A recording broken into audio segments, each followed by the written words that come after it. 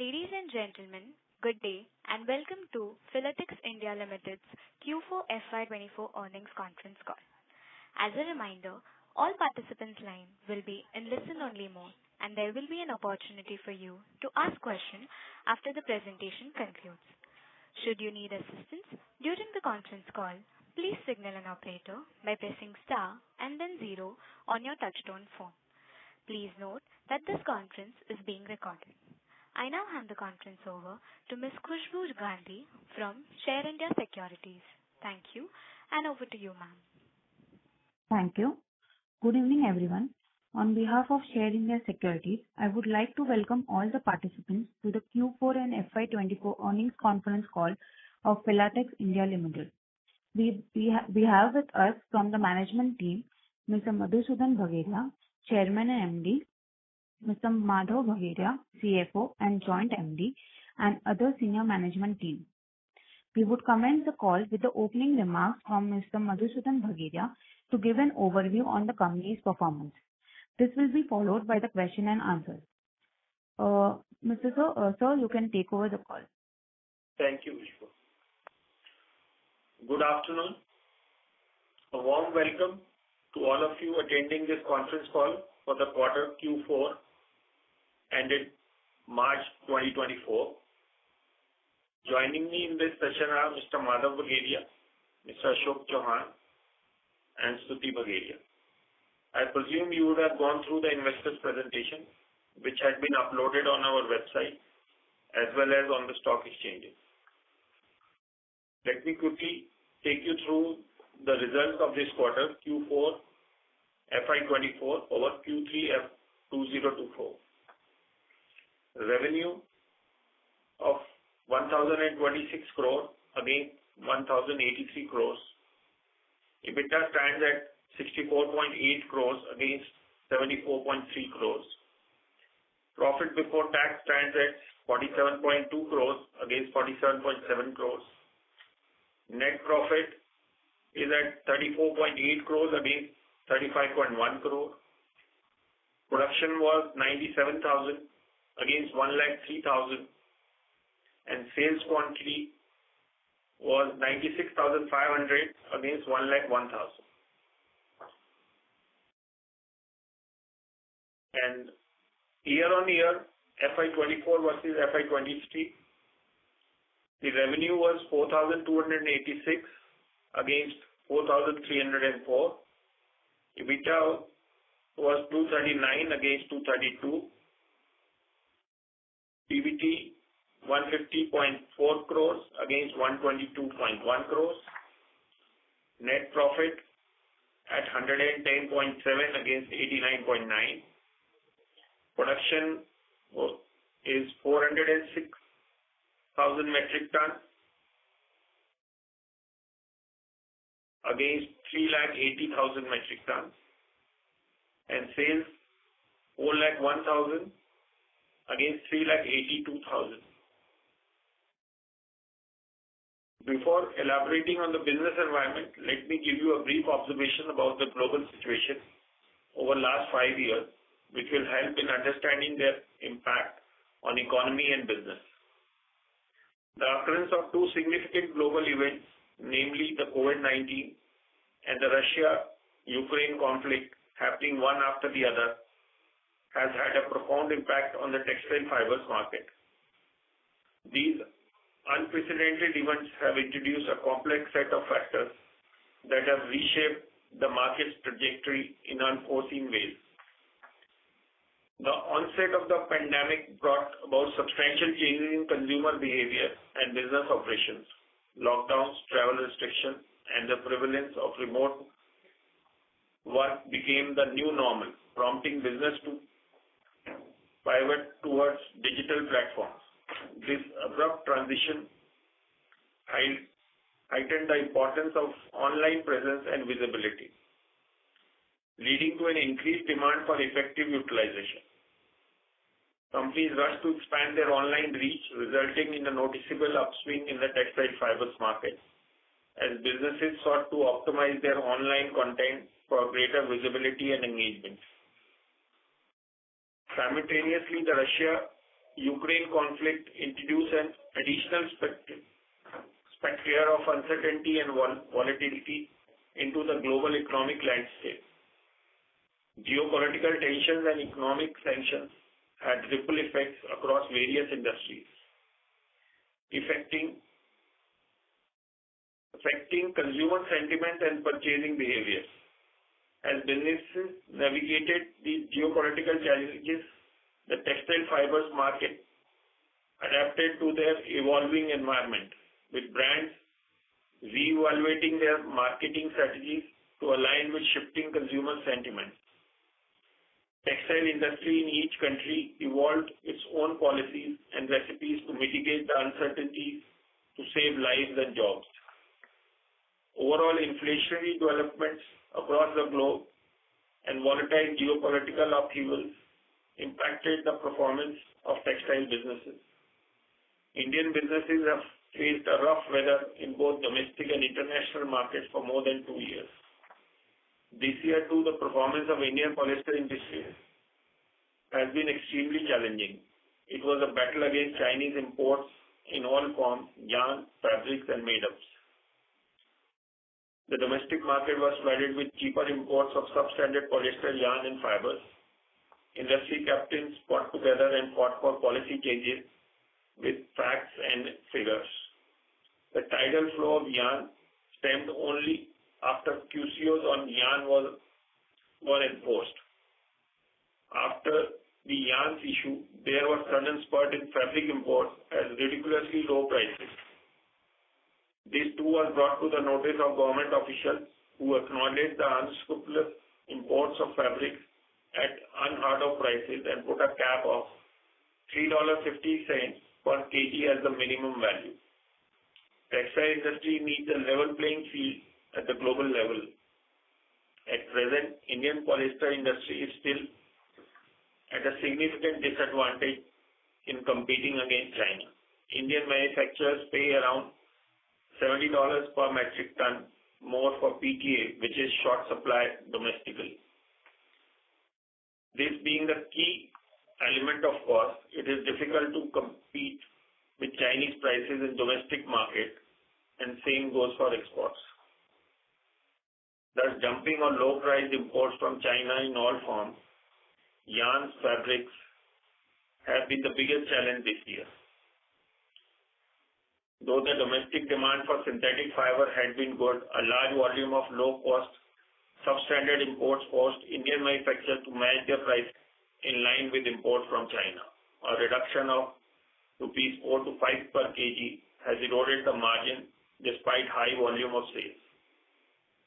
Adding to the woes is the huge drop in exports from India, which also dampen margins low. Overall, at the global level, the textile fibers are growing at the rate 3% CAGR. Most of the growth at the global level for last 15 years is through polyester yarns. Polyester industry at global level is dominated by China. Last year,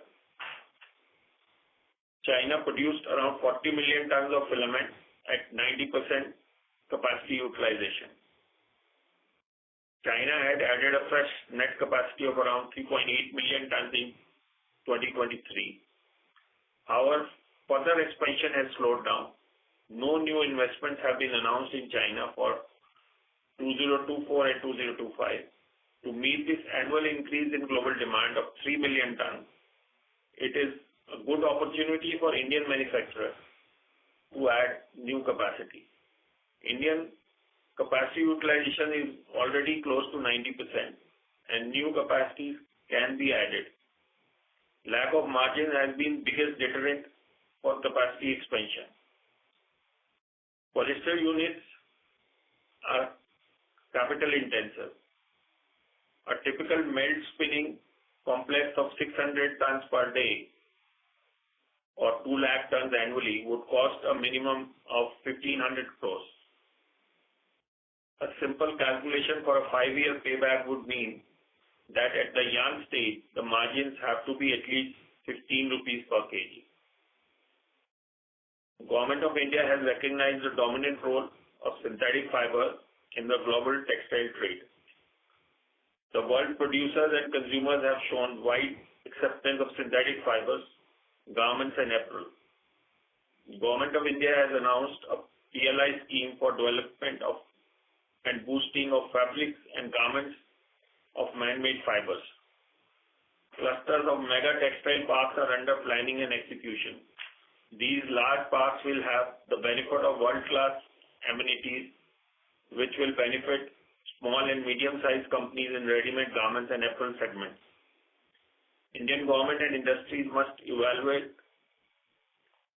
and recalibrate their import strategies, fostering more diversified and resilient supply chain. Growth in imports from China has been much faster than India's overall import growth, as per a well-researched report by Global Trade Research Initiative, GTRI. Many products imported from China, such as textiles, shoes, and glassware, etc., are from categories dominated by MSMEs, and most of these items could be produced local easily. Around 2.2 million tons of PTA capacity will be commissioned at the end of calendar year 2025. These plants are being set up by IOCL, and another one is by GAIL. This will reduce the dependence on imports, which have uncertainties like shipping schedules, exchange rate fluctuation. Also, Reliance Industries is putting up a 3 million ton capacity plant for PTA, which is likely to be commissioned by 2026 calendar year end. All these factors are encouraging and will restore confidence in future of PET fibers and filament and boost domestic production. We are adding 70 tons per day capacity to produce cationic chips, which is likely to be get commissioned by May 2024 in this month. We will have an incremental margin of at least 10 rupees per kg over the regular chips. Even at 50 tons per day capacity utilization, we expect to add around 15 crores to our margin this year. Domestic demand is robust and is growing at 8% CAGR. Domestic production capacity is around 5 million tons. The new capacity addition in next 2 years will be 450,000 tons only. No other major investment is planned.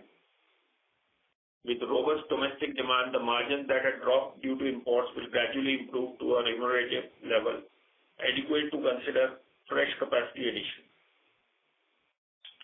We remain buoyant about the future of polyester filament business. Polyester is the most widely used fiber worldwide. The growth in world fiber production in the last 15 years has come from synthetic fibers only, contributing 93% of the incremental growth. Besides being very versatile, polyester fiber has a less adverse impact on environment. A comprehensive study by Swedish research company Mistra has found that it is far less resources intense to produce polyester than conventional cotton from a life cycle perspective, and the durability of polyester further improve in its environmental profile. The fashion industry is labeled as the second most polluting in the world after oil industry. The environmental footprint of a manufactured garment comprise a trail of multiple toxic processes from cotton planting, passing through processing and dyeing, and transportation to the points of sale, and finally disposal after use. Fast fashion, premised on low cost and low durability, has widened this footprint by accelerating wasteful fashion consumption. The danger of polyester clothing going to landfill is an issue being discussed globally, as polyester is not biodegradable. Considering the focus on sustainability of textile industry and the need to shift from linear to circular economy, we have developed through in-house R&D a process to utilize textile waste in any form. After extensive lab tests, we set up a pilot plant which is now operating steadily. We are in the process of setting up a scaled-up version with capacity around 75 tons per day. This process is called chemical recycling or molecular regeneration, where material produced is of the similar quality as virgin material. Global brands, to meet their obligation under EPR, Extended Producer Responsibility, are willing to pay premiums ranging from rupees 40 to 45 crore kg for recycled products. We plan to commission our plant by December 2025. Going forward, we plan to set up such plants all over the country at places near textile hubs. This is like to be our growth model, which will be in real terms a part of the much desired circular economy and an appropriate testimony to sustainability. Thank you.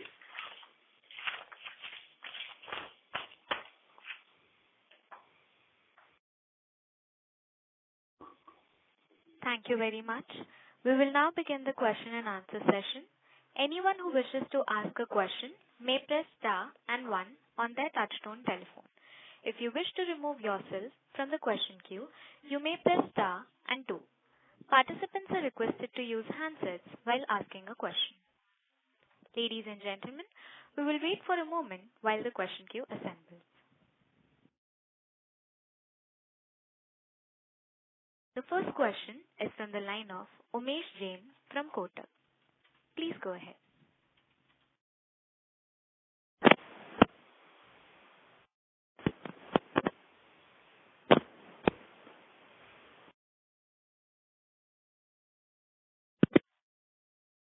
Hi, sir. Am I audible? Yeah, you are audible. Yeah, congratulations on a good set of numbers in a challenging environment. My question is on fabric and yarn import. While there has been an anti-dumping duty which has been levied, just wanted to understand how is the domestic business environment. You did highlight it. There has been some weakness in export given the raw material cost in India for PTA, especially slightly higher than China, and which is expected to come down as the domestic PTA capacity does come in. But especially on the domestic side, are we seeing some improvement in the margin, and sequentially can we expect improvement in the margin as we progress towards FY25? Yeah. See, regarding the anti-dumping duty, there is no anti-dumping duty. Fabrics, yarns, the government had put a QCO. So China cannot export to India because China has not been given the QCOs. And fabric, what the government has done, the prices which was coming at very ridiculously low prices. Now the government has said that if you import, you have to pay duty at $3.5 minimum. So the actual value of the fabric is around that only, but they were dumping at very ridiculously low prices. So now the government has put a cap that you have to pay duty at $3.5 minimum or at what price you have imported, whichever is higher. So that is what they have done. And this is till September. After September, before September, I think the budget will come. So they will correct it in the budget. So this is a stopgap arrangement they have done. And as far as export is concerned, it's very difficult to compete in the export market with China because they have advantage of almost $70 in PTA, which amounts to around $60 per ton in the yarn. So wherever the freight portion is lower from India as compared to China, we are able to do it. But where the freights are similar, it's very difficult to export there. So once the new plants of PTA will come in, then this difference of $70 will go away. Then we will be able to compete with them.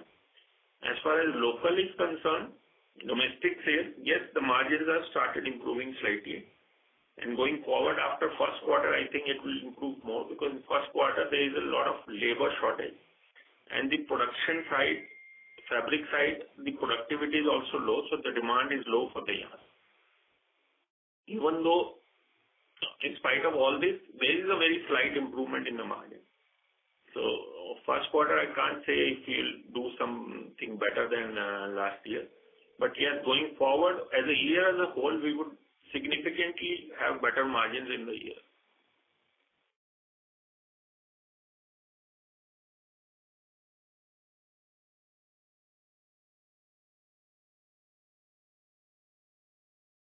Umesh, is it okay?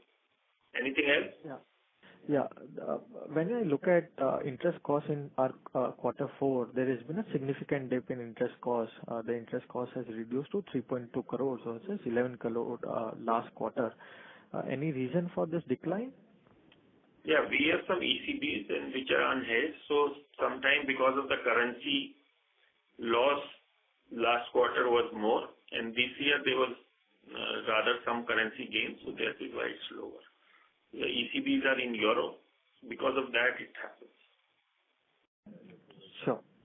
And lastly, on the capacity expansion, we have announced 70 ton capacity per day. What will be the CapEx for this capacity? Yeah, CapEx has been around 42 crores. 42 crores. And this is expected to commercialize by when? Yeah, this month only it will start off with. Okay. Okay. Thanks. That's it from my side. Thank you. Thank you. The next question is from the line of Basant Pandey, who is an individual investor. Please go ahead. Good evening, sir. Hello. Good evening. Yeah. Sir, this is regarding our recycling plant expansion. If I remember correctly, your 30th October filing, exchange filing, pegged the cost at 150 crores for a 20,000 metric ton per annum plant. Yeah. And now it is, I think, 26,000 metric ton per annum plant, and the cost is pegged at double, that is 300 crores. So any particular reason for this escalation in cost? Yeah. See, first, when we had envisaged this project, we were thinking that we will be using PET bottles and yarn waste. Mm-hmm. But now, during the period, we have been able to develop a technology to use even the fabric waste, like very small cuttings of the fabric, so that we can convert to now the chips. So that is involving some more machinery, which is quite costly. That is why it is there. And the cost of the raw material at that stage previously used to be like 40-45 rupees a kg, and would now go down to 15 rupees a kg. So that will offset the... Also, we'll be able to use the color fabric now. Previously, we were not had the technology to use color fabric. Now we have developed and being successfully able to convert color fabric also back to the polyester. So that is why the cost has gone up, because some machines which we have used to do this are quite costly. Okay, sir. Thank you for that clarification. Another thing, sir, we are going to invest 50 crores into Texfil, right? So that would be in the form of equity, I suppose? Yeah, 50 crores at the moment we have taken from the board approval for equity, and up to 100 as a loan. And balance we will see, either we'll take bank loans, or if need be, if we have sufficient, maybe more will be invested by the company as we go forward. See, it's a very new project. It's one of its own kind. So it's very difficult to predict exact cost. This 300 is a very ballpark number. Plus minus can happen a little bit. So it's not a technology which is already established. Right, sir. So another thing, the polyester chips, the recycled chips which we will be manufacturing, do we plan to convert them into yarn at Dadra plant, or will we be selling the chips? No, first stage we will sell chips also, and we'll convert it to yarn at our Dahej or Dadra plant as per the requirement. And then we would also have the possibility to set up more yarn unit at the same location for converting it directly to yarn at the same location. So initially we don't want to put money in putting up yarn facility, because that we already have at a different location. Right, sir. So, and any plans of tying up with any big global manufacturer for captive sale of yarn? We are in talks with few brands for tying up. So we already are in talks with them. Right, sir. Thank you very much, sir. That's all. Thank you. Ladies and gentlemen, you may press star and 1 to ask a question. The next question is from the line of Pratik Bhandari from AART Ventures. Please go ahead. Hi, sir. Good afternoon. Good afternoon. Sir, can you let me know as to the acquisition cost of this Texwell acquisition? That's 20,000 rupees. Sorry? 20,000. 20,000. Okay. And how do you see, the top line in the next financial year, FY25? I think top line we should be doing maybe around 5 to 7% more than what we have done. Because we are not adding new capacity much. This new capacity which we are adding is only at the chip stage. So this will improve our margins. The cationic chips will not add much to the top line. So the margins would be in the same range or they would improve? No, the margins would be, as I said, this year we expect to have a 15 crore extra margin because of this new capacity. Okay. 15 crores during the year? Yes, during this year. Okay. And that is out of the capex made for? Capex is around 40-42 crores. So what would be the capacity expansion, annual capacity expansion? So annual would be around 25,000 tons. 25,000 tons. Hello? Yes. So out of 25,000 tons of capacity expansion, we are expecting 15 crores added up in our margins. Correct. Okay, thank you. Thank you. Ladies and gentlemen, you may press star and 1 to ask a question. The next question is from the line of Gaurav Agrawal from 91 Capital. Please go ahead. Hello, sir. Thank you for the opportunity. Sir, in terms of your EBITDA per metric ton, suppose, whatever you are expecting in the upcoming budget, that happens. So what kind of EBITDA margin or EBITDA per metric ton do you expect to do on a full year basis in FY25 and in FY26 maybe? FY25 we expect our EBITDAs to improve by at least 40 to 50%. Okay. And then next year, 50%. Yes. Okay, and the next year? Next year, another 40% over and above the FY25. Okay. So basically, the revenue is not growing that much as you just replied to the previous participant's question, which means our EBITDA margin should be, we should move from 6 to 9%, and then from 9 to, let's say, 13.5 to 14%. Is the understanding correct? Yeah, approximately, yes.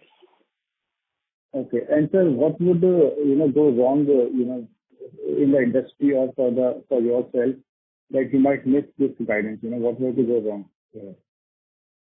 Sorry, I couldn't get you properly. No, I think that, we are guiding for a very healthy, increase in margins. So obviously we must be taking certain assumptions. So I just wanted to understand, what are those assumptions that you are currently taking to guide this kind of expansion? Correct. So the main in the world, the total production of filament yarn is roughly 50 million tons. Right. And every year China was adding around 3 million tons, which for next 2 years China is not adding anything. Okay. So that will create a global demand, and China already in this year is over 92% capacity utilization. Right. So margins have to be improved to a level where new investment can come in. Unless there is a 13-14% return on the turnover, it doesn't justify putting up new capacities. As I said, it takes around 1,500 to 1,600 crores to put up a capacity of 2 lakh tons. So if you don't get even 1,300 or 300 or 325 crores as EBITDA, nobody would put up a new capacity. Right. So Right. it has to come to those levels. And in India also there is no there are only 2 plants which are coming up, which would add to around 9% of the capacity in next 2 years, whereas the demand is growing around 8 to 9% every year. So all these assumptions, because of these assumptions, I am saying that the margin will improve to those levels. And these will, even after this, they will come to a level where one can think of putting a new capacity. Before that, it's very difficult for anybody to put up a new capacity. Understood. So, sir, as you said, to put a 2 lakh metric ton kind of capacity, it would entail, somebody to spend 1,500 to 1,600 CR. What's the CapEx turn here, sir? Is it 1x or is it like 1.5x? What's the CapEx turn here, sir? Turnover would be around 1.5x. 1.5x. Okay. So we expect 325 crore EBITDA on 14.5 is what you are also guiding. If you do around, like, say, 2,300 crores turnover, you need a EBITDA of at least 320 to justify a 1,500 crore investment, no? Correct. Okay. So based on that, I am giving you these numbers. That's also persons who are already in this business would think of putting it. A new person he will not do it even at these numbers. Right. And sir, how much time does it take, to add a brownfield line here, or for a greenfield? How does the time? Minimum 2.5 years. Okay, that is for the brownfield, is it? No, for a greenfield. Okay, and for brownfield, sir, if you were to add a line here, 6 months, like 18 to 24 months. 18 to 24 months. And is it because the machines that you import from outside, these vendors take a lot of time, or is it the environmental process that takes a lot of time? Which is that part which takes a lot of time here to put a new CapEx? Everything, taking environmental clearances, land problem, then ordering the machine deliveries are 12 to 15 months, then making building, everything would take 18, 24 months. Okay. And sir, if I may squeeze the last question, we are doing this recycled CapEx of 26,000 metric ton, and you said that it will be operational, let's say, by December 2025. On a full year basis, let's say, FY26 is anyway, it will be only there for 1 quarter. So more specifically for FY27, what kind of revenue can one expect from there, and what kind of margins would we be envisaging over there? See, the margins there, we are envisaging around 40% EBITDA. And the turnover in a full year would be around 275 to 80 crores. First year, maybe the capacity utilization, because it's a new thing, it could be around 60 to 70%. But if we take a full year, it will be 275 crores with a margin of 40% EBITDA. So 105 to 110 crores EBITDA. On a total investment of 300 CR. Correct. Okay.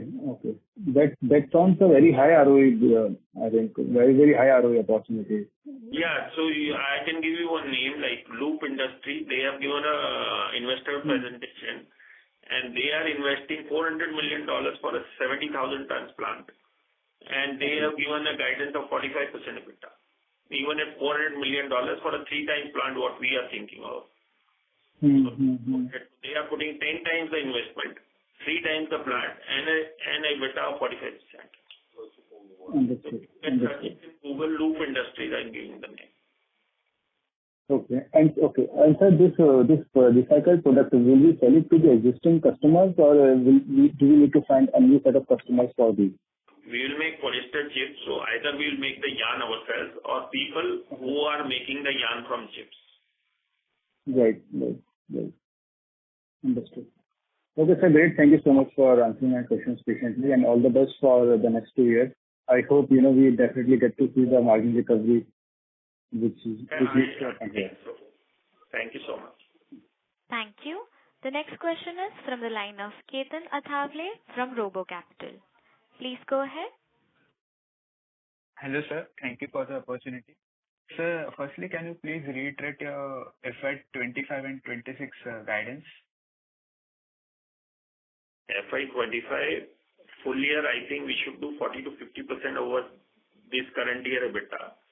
And then another 40%. So maybe around 9% EBITDA in FY25 and around 12.5, 13% EBITDA in FY26.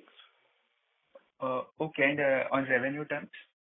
Yeah, on the revenue terms, I'm saying. Revenue, I don't think will be much improvement. Only 5 to 6% in FY25. And 26 also not much improvement, because we're not adding any additional capacity in these 2 years. So maybe another 5% in these 2 years.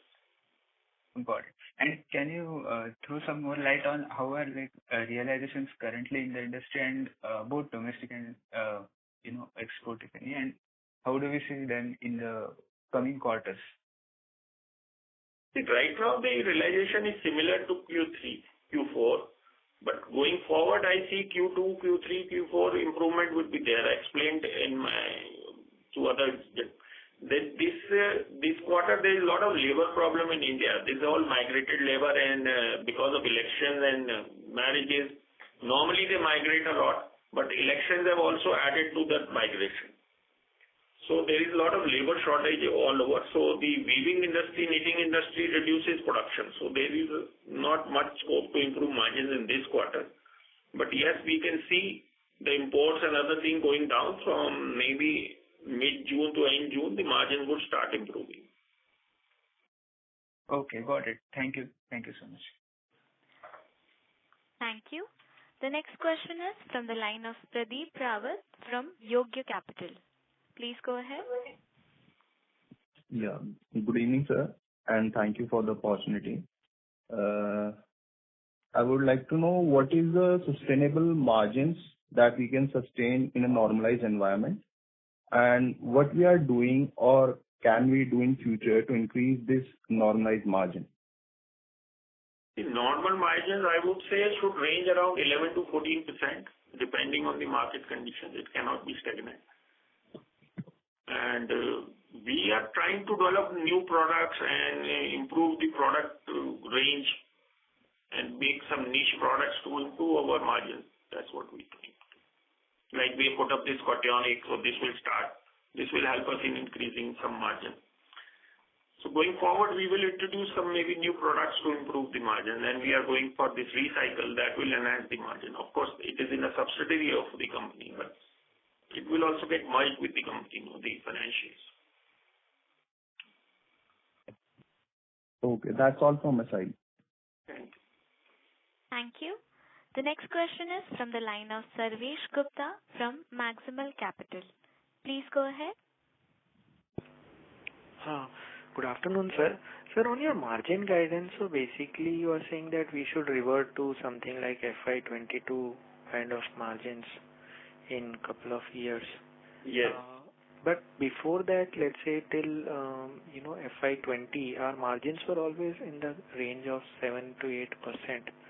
So what has structurally changed for us that we can say that going forward a higher margin will be new normal?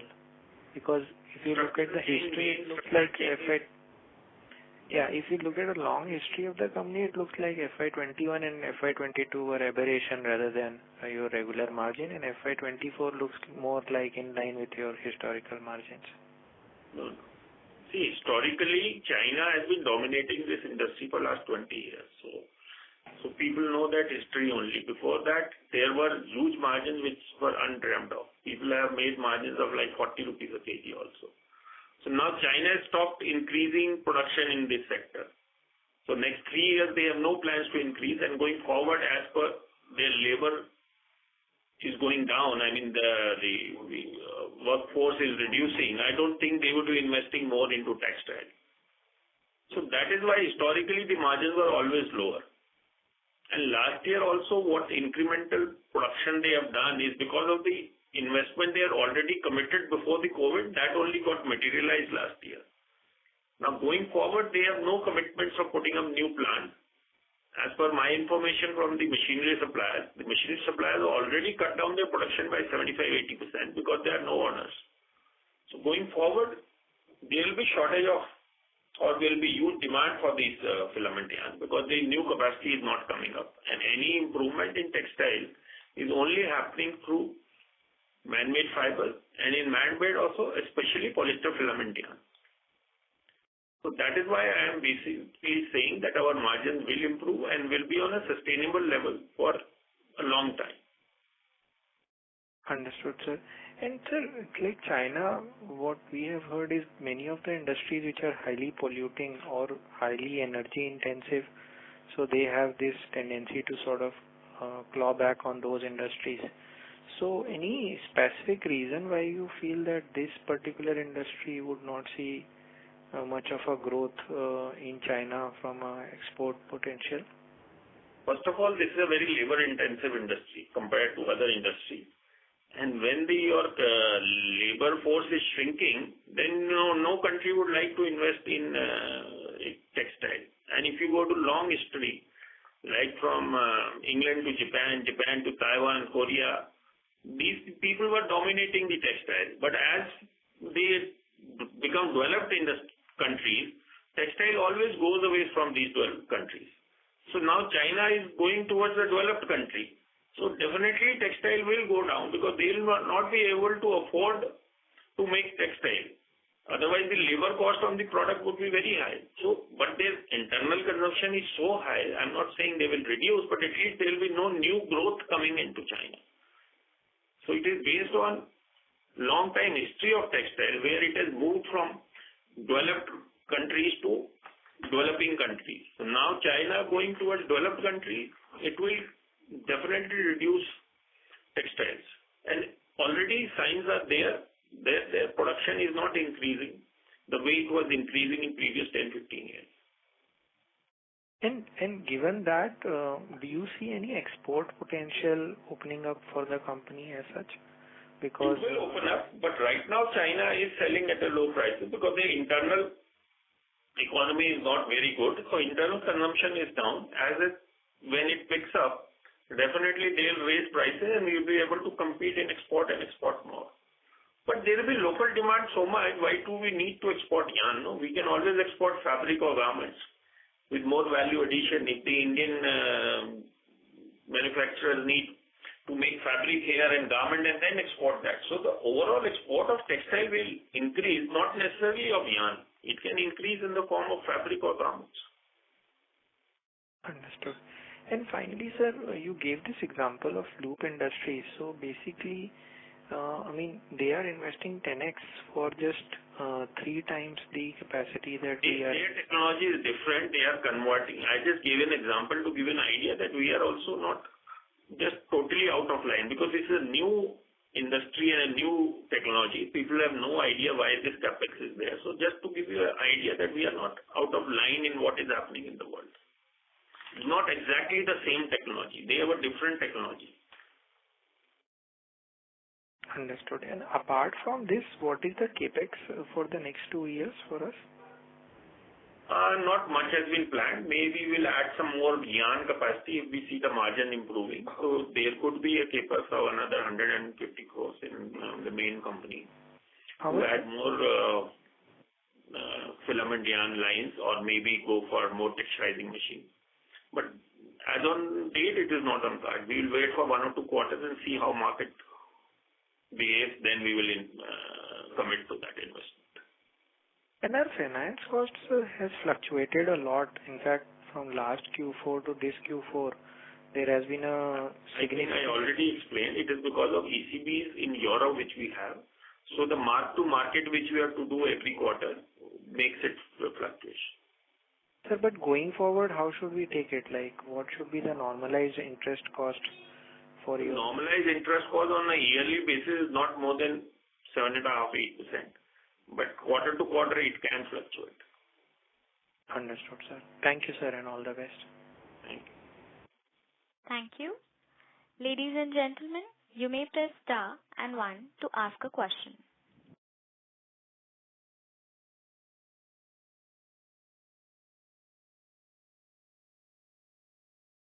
A reminder to all participants that you may press star and 1 to ask a question.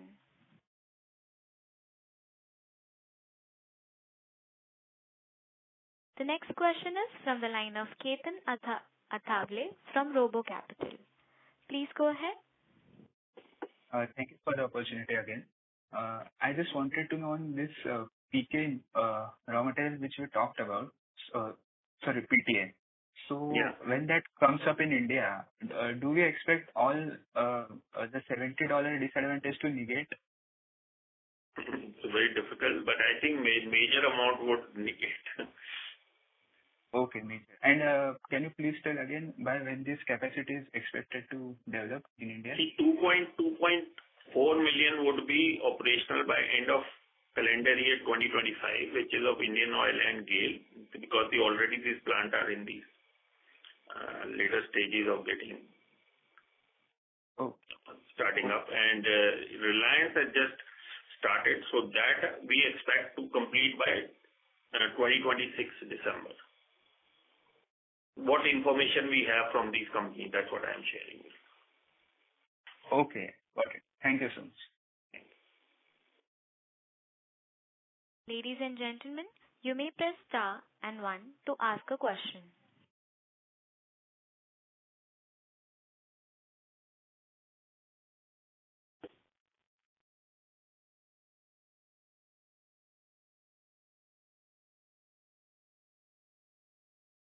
A reminder to all participants that you may press star and one to ask a question.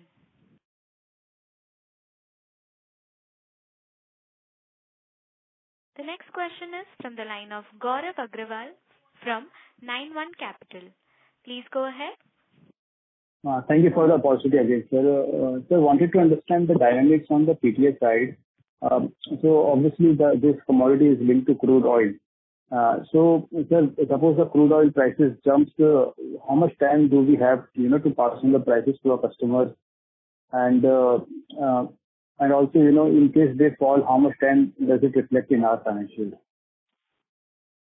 Yeah, crude oil and PTA have a relationship, but it's not 1:1. Also, demand and supply makes a lot of difference. So some fluctuation in the prices is also because of demand and supply. And normally we are able to pass on if there is any increase in the raw material prices to our customers. But sir, how much is the lag? Like, is it like a 1 month lag, or like we are able to pass it on in a 3 months period? Or is it like on order basis we are able to do it? In 1 or 2 weeks, not more than that. Okay.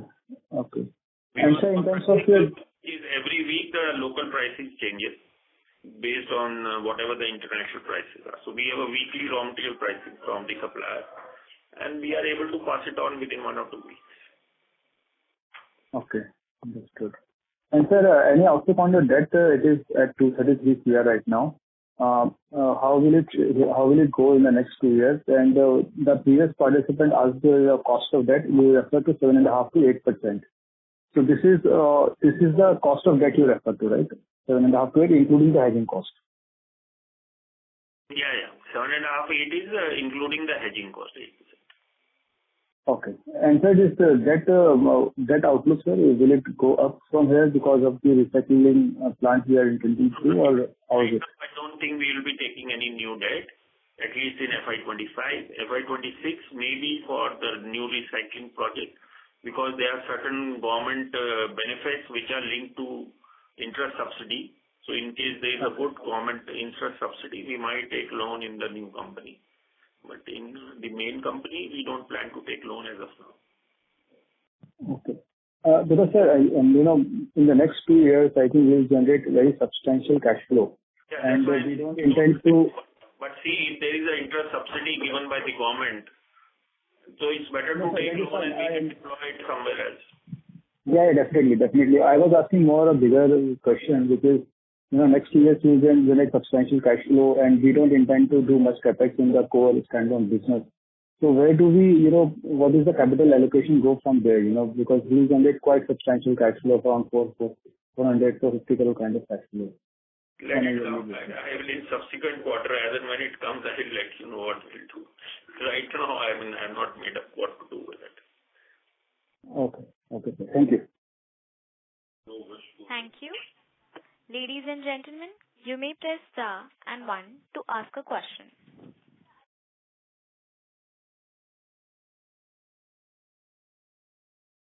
A reminder to all participants that you may press star and one to ask question.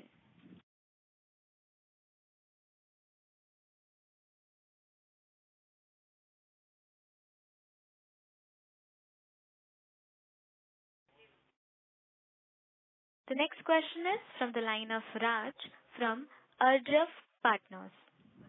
Please go ahead. Am I audible? Yes. I just have a doubt on the expansion plan of the company. So you are going to spend around 300 crores for an additional capacity of 25,000 tons. Is it right? Yeah, 26,000 tons. Acha. And you will have an EBITDA from this approx 40%, you said. Yeah. So it will be in a first year, it will be lower, but second year, full year of running, we should have a bit of around 105, 110 crores. All right. And this CapEx amount, last time it was around 150 crores, and it is revised to 300 crores. I think I already explained to one of the participants why it has gone up in detail. Actually, skip the point on that.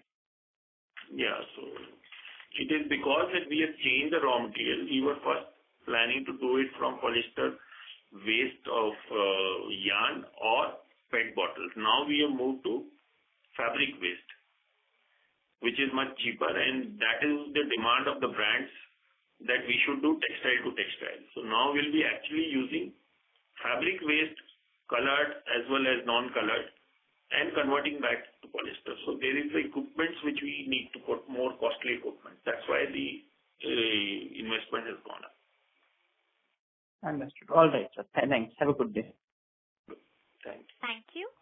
The next question is from the line of Yash Malhotra from JM Mutual Fund. Please go ahead.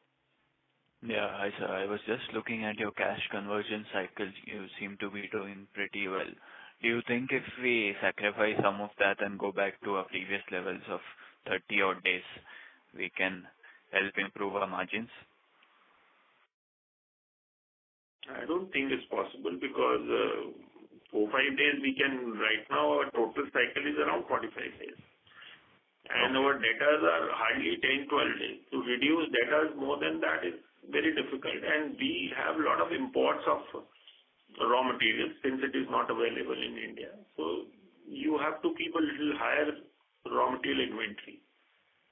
And finished product depends on the market situation. So normally our finished products are around 10-12 days, but at the moment we are, I think, 15-17 days. So that's why it's very difficult to reduce less than this. That's correct. I'm not asking you to reduce. I'm asking you to sacrifice it even more. So if you were to... What should I sacrifice? Lend your product on credit per se. Do you No. I don't want to do that because it can lead to a lot of bad debts. All right. They are not secured credits. Correct. Okay, sir. Yes. Thank you. Ladies and gentlemen, you may press star and 1 to ask a question.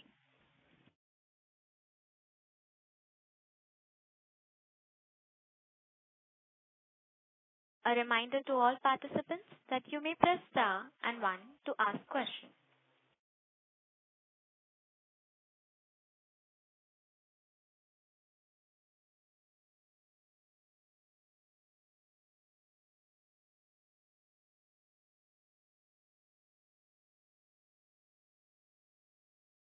As there are no further questions, I would now like to hand the conference over to Mr. Madhusudan Bhageria for closing comments. I thank all the participants for sparing their time and joining us, and we hope to meet again in July for the first Q1 FY25 conference call. Thank you very much for sparing your time. On behalf of Filatex India Limited, that concludes this conference. Thank you for joining us, and you may now disconnect your line.